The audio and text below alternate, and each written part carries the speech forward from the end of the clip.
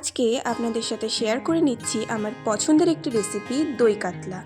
তার জন্যে কড়াইয়ে কিছুটা সর্ষের তেল গরম করে আগে থেকে ধুয়ে নুন, হলুদ ও সামান্য পরিমাণ সর্ষের তেল মাখিয়ে রাখা মাছগুলোকে ভালোভাবে ভেজে নিতে হবে। মাছগুলো ভালোভাবে লাল করে ভেজে নেওয়ার পর একটা পাত্রে তুলে নেব। এই তেলের মধ্যেই একটা তেজপাতা, 2-3টে এলাচ, লং এবং 2টো শুকনো লঙ্কা ফোড়ন দিয়ে কিছুক্ষণ ভেজে নেব এবং তাতে আগে থেকে করে রাখা পেঁয়াজের পেস্ট দিয়ে কিছুক্ষণ নাড়িয়ে তার মধ্যে পরিমাণ মতো নুন ও হলুদ মিশিয়ে নেব। এরপর আগে থেকে করে রাখা আদা, রসুন ও কাঁচা লঙ্কার পেস্ট দিয়ে ভালোভাবে মিশিয়ে কিছুক্ষণ কষিয়ে নেব। ভালোভাবে কষে এলে তাতে মৌরি এবং কাজু বাদামের একটি পেস্ট অ্যাড করে দেব। এরপর আবার কিছুক্ষণ কষিয়ে নেব।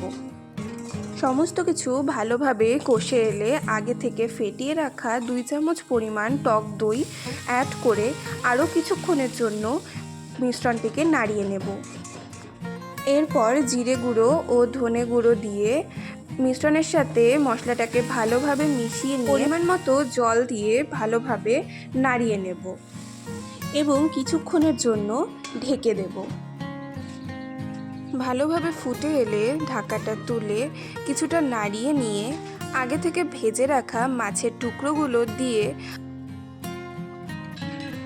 আবার ফোটার জন্যে কিছুক্ষণ ঢেকে দেব।